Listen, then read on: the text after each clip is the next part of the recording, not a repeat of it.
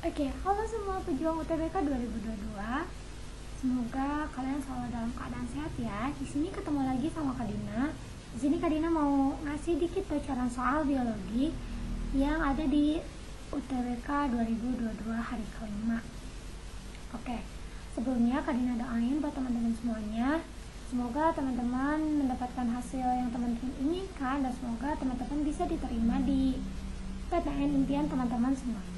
Sebelumnya, pada saat nanti Kak Dina memaparkan soal, mungkin ada beberapa konsep yang keliru atau tidak sesuai yang teman-teman udah pelajarin di sekolah gitu. Nah, agar hal itu bisa enak ke teman-teman dan ke Kak Dinanya juga, kita bisa untuk mendiskusikan konsep yang keliru tadi di kolom komentar di bawah ya. Oke, kita langsung ke soal kita yang pertama. Di sini ada soal dari jaringan tumbuhan. Bunyi soalnya seperti ini. Lapisan sel mati yang terdiri atas beberapa lapisan jaringan epidermis pada akar udara tanaman anggrek dan berfungsi sebagai jaringan penyimpan air adalah titik-titik. Di sini kita garis bawahi dulu bahwa yang ditanya itu adalah lapisan sel mati yang ada pada akar. Oke, kita lihat di sini ada kutikula. Kutikula yang Kak Dina ketahui itu dia tuh ada di seluruh bagian permukaan luar tumbuhan. Dia memang ada di jaringan epidermis, tapi tidak hanya terdapat pada akar. Nah, adapun fungsi dari kutikula ini yaitu untuk melindungi tanaman dari serangan hama dan penyakit. Berarti untuk kutikula ini bukan lapisan yang dimaksud. Oke, selanjutnya itu trikoma. Fungsi trikoma pada tumbuhan adalah untuk mengurangi penguapan, meneruskan rangsangan, dan membantu penyerbukan. Berarti memang trikoma ini kurang tepat. Selanjutnya ada spina atau yang kita kenal sebagai duri. Nah, spina atau duri ini tentu sesuai dengan namanya, dia itu berfungsi untuk melindungi diri dari serangan predator, melindungi dari suhu ekstrim dan membantu proses penyerbukan. Nah, spina ini dia itu Kak Dina jarang banget nemuin akar yang punya spina gitu. Setahu Kak Dina ya, kalau teman-teman tahu bisa komen di bawah. Nah, spina ini biasanya ada di daun atau tidak ada di batang gitu. Jarang banget spina ada di akar. Apalagi di tanaman anggrek gitu ya. Oke, selanjutnya ada filamen. Nah, pada tanaman anggrek epifit, pada akarnya itu punya yang namanya lapisan filamen yang berongga yang berfungsi untuk mengikat oksigen dan untuk memudahkan air menyerap air hujan yang jatuh pada kulit pohon atau media tanam anggrek. Berarti untuk filamen ini sudah tepat. Selanjutnya di sini ada sel litosit ya, teman-teman. Nah, kan sel litosit itu yang buat fagosit itu ya. Tapi setahu Kak Dina di tumbuhan itu namanya bukan sel litosit gitu, tapi namanya itu adalah litokis. Nah, sel litokis ini berfungsinya itu dalam meningkatkan laju fotosintesis tumbuhan dan berperan dalam laju detoksifikasi tumbuhan. Setahu Kak Dina di jaringan epidermis nih khususnya tidak ada sel litosit, tapi adanya itu sel litokis. Oke, untuk jawaban yang tepat pada soal nomor 1 menurut Kak Dina adalah yang D. Yang ini. Oke, kita lanjut ke pemaparan yang kedua. Di sini ada tentang bakteri. Katanya gini, pengelompokan bakteri menjadi kelompok bakteri gram positif dan gram negatif itu didasarkan pada A, katanya pada permeabilitas membran selnya. Menurut Kak Dina ini kurang tepat. Justru ini tuh karena dinding selnya gitu, di kelompokannya itu.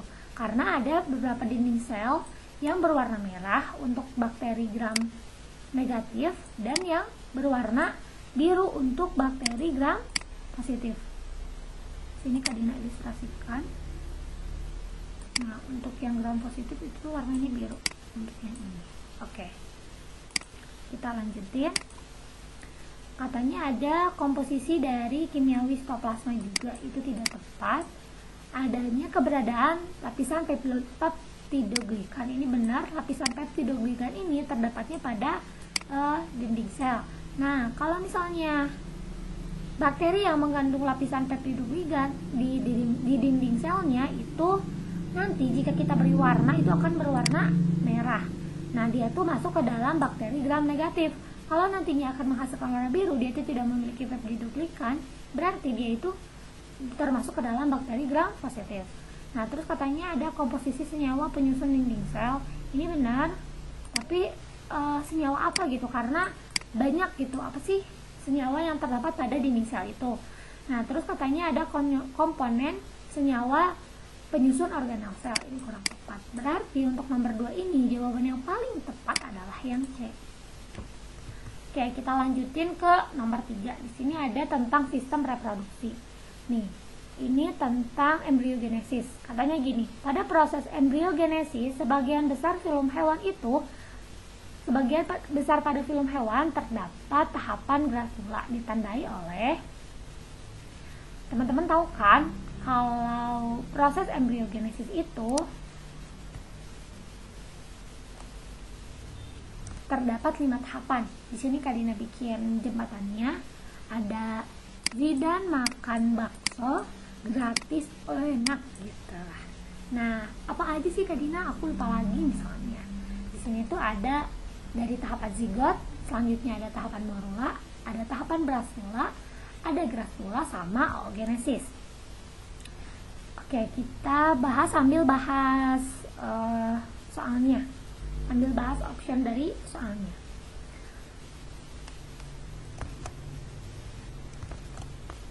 Jadi tahapan embriogenesis ini dia itu merupakan tahapan gitu perkembangan dari zigot menuju yang namanya embrio gitu. Nah, zigot ini kok dia tuh tiba-tiba jadi zigot gitu, awalnya dari mana? Nah, si zigot ini dia itu berasal dari yang namanya fertilisasi. Fertilisasi apa? Fertilisasi dari yang namanya sperma dengan sel telur, seperti itu. Nah, selanjutnya setelah fertilisasi, zigot ini akan mengalami pembelahan mitosis dari apa sih di sini tuh mitosis dari 2, 4, 8 terus seterusnya gitu. Dia tuh akan mengalami pembelahan mitosis. Nah, di sini kan ada pembelahan sel-sel secara mitosis. Berarti ini kurang tepat, bukan di tahapan gastrula, tapi di tahapan morula.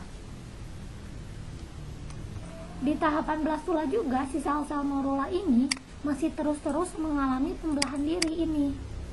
Nah, tapi di tahapan blastula ini kita itu nantinya itu si sel ini tuh akan membentuk suatu bola sel yang berongga yang berisi cairan. Nah, nanti tuh kita tuh kenalnya sama adanya blastosol. Nah, kalau di tahapan gastrula ini tuh mulai apa ya namanya tuh timbul lapisan embrio serta rongga tubuh gitu. Nah, di lapisan gastrula ini mulai terbentuk yang namanya lubang tempat pelekukan itu. Nah, nanti tuh lubang tempat pelekukan itu akan tumbuh menjadi anus gitu ya kalau tidak salah.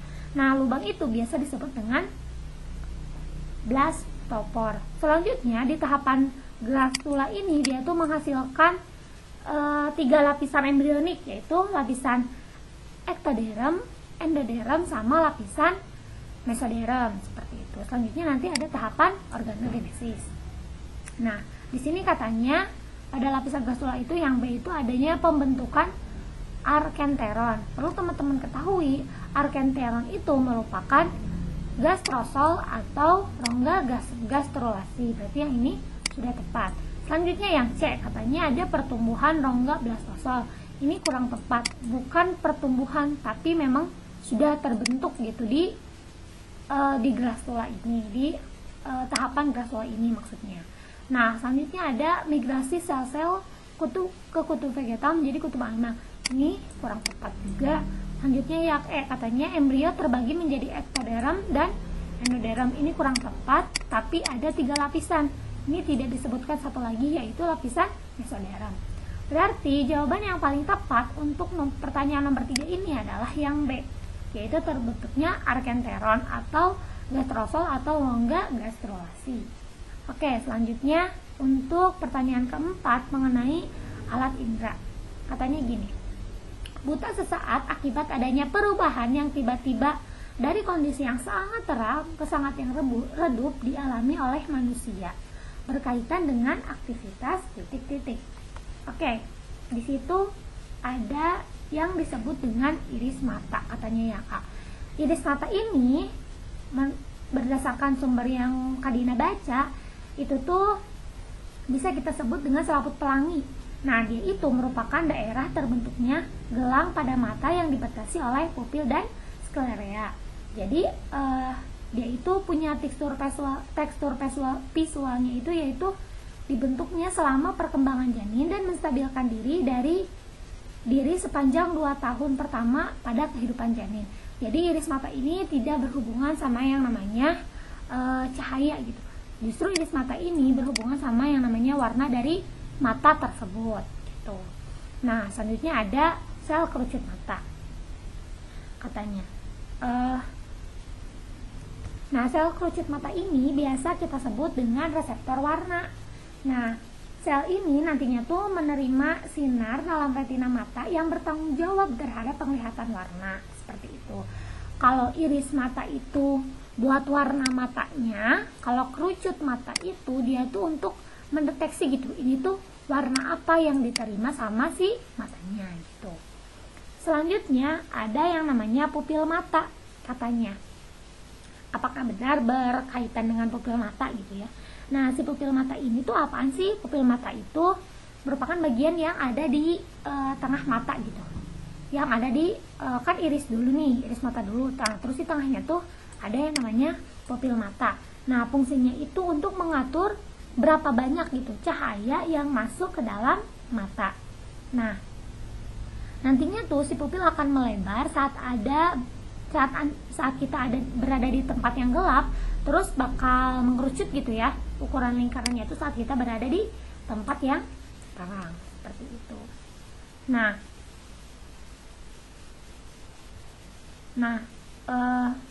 pupil mata ini bisa jadi cerminan andalan kita gitu. Kalau misalnya kita lagi ngerasa takut, biasanya si pupil mata ini tuh akan membesar gitu, seperti itu.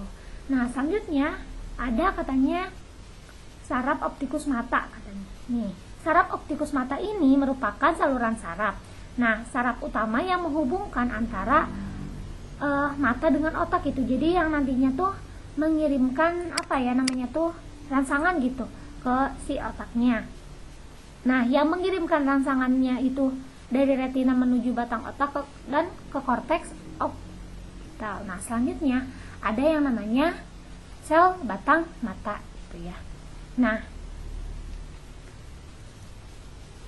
sel batang mata ini dia itu bakal membutuhkan waktu gitu ya, sesaat gitu ya, untuk kalau misalnya kita berpindah dari tempat yang terang ke tempat yang redup. Nah, buta sesaat ini itu tuh merupakan waktu gitu yang dibutuhkan sama sel batang atau basilus yang ada pada retina untuk regenerasi rodopsin. Regenerasi rodopsin ini itu kalau kita ada di tempat yang terang banget terus tiba-tiba keredup, jadi mata kita tuh harus ada yang namanya adaptasi dulu. Berarti jawaban yang paling tepat untuk soal yang ini adalah yang E. Maaf teman-teman, itu Kak Dina salah apa?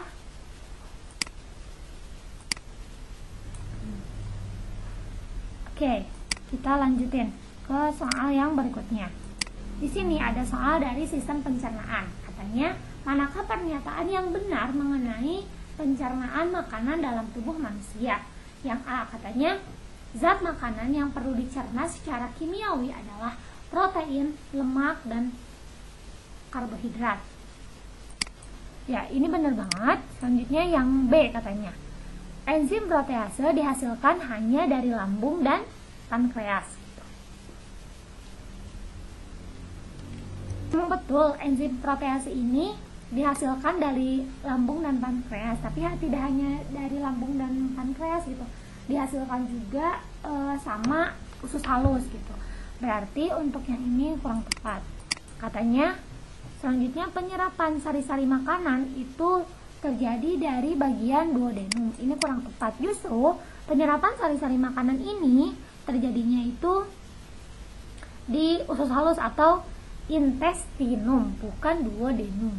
Nah, selanjutnya kandungan energi dalam 1 gram lemak itu akan sama dengan 1 gram karbohidrat. Apakah betul? Tentu saja tidak, teman-teman. Jadi per 1 gram lemak ini sama dengan dia tuh punya yang namanya 9 kalori. Kalau per 1 gram karbohidrat yaitu punya 4 kalori. Ini perbedaan yang jauh banget ya teman-teman. Selanjutnya katanya pencernaan amilum hanya ada di dalam mulut oleh enzim betialin. Ini juga kurang tepat karena amilum itu merupakan karbohidrat. Nah, di sini Kadina kasih sedikit penjelasan gini ya teman-teman. Nah, zat makanan yang harus dicerna secara kimiawi itu adalah yang pertama itu protein. Yaitu perlu yang namanya enzim protease. Dari mana enzimnya? Dari lambung, pankreas, dan usus halus. Selanjutnya yang perlu dicerna secara kimiawi itu adalah lemak.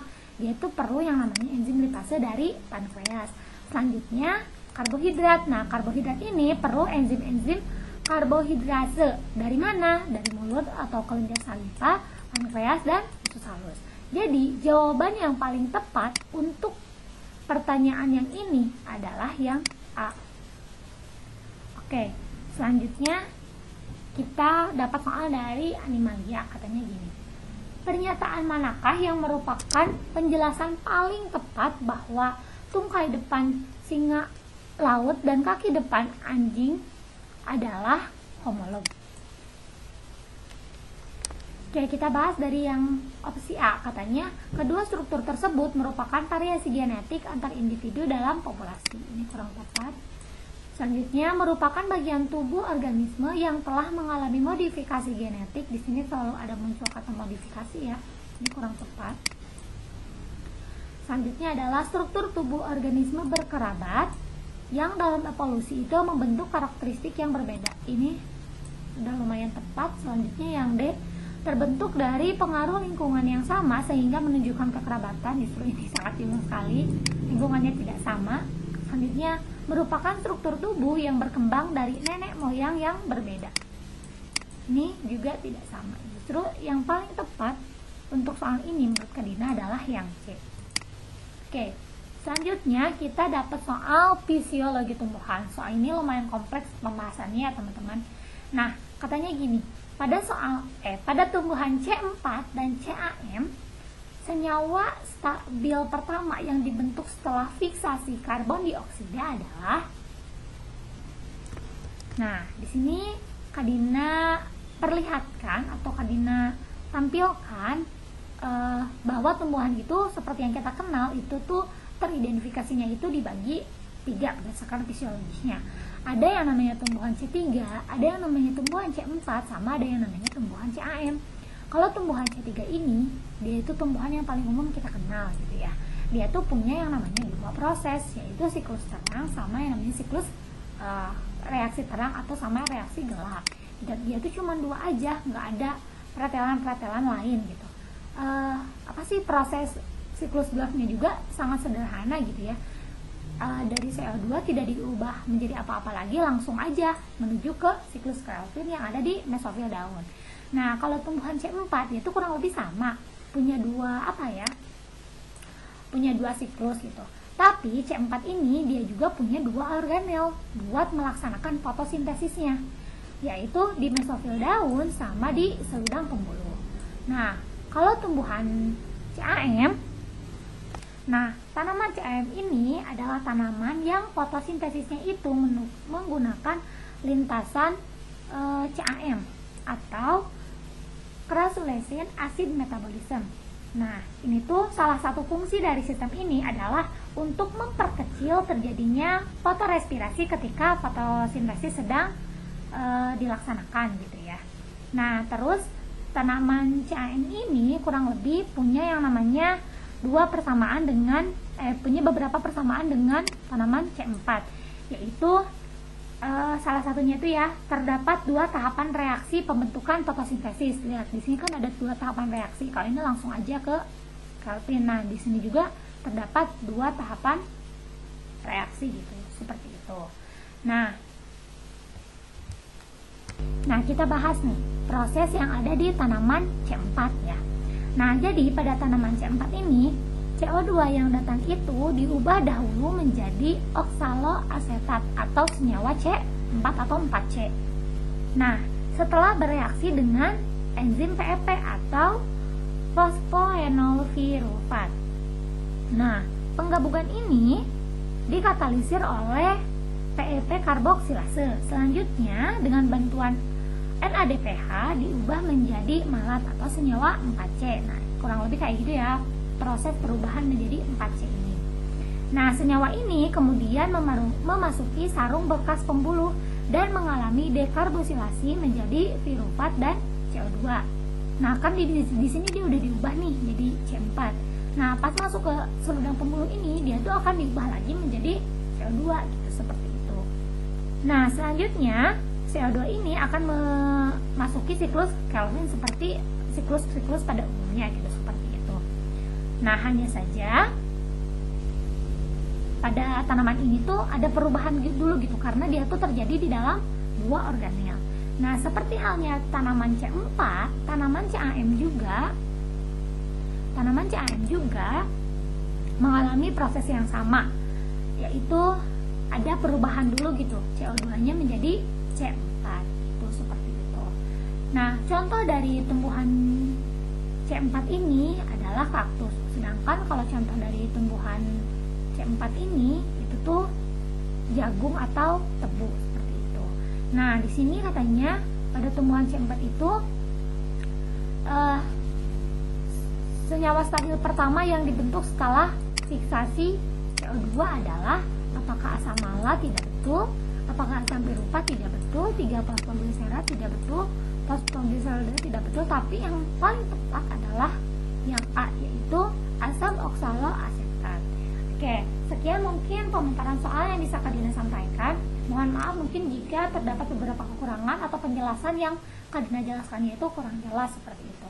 Terima kasih untuk sudah menonton. Tidak lupa untuk like, komen, dan subscribe ya teman-teman. Sampai bertemu lagi di soal berikutnya.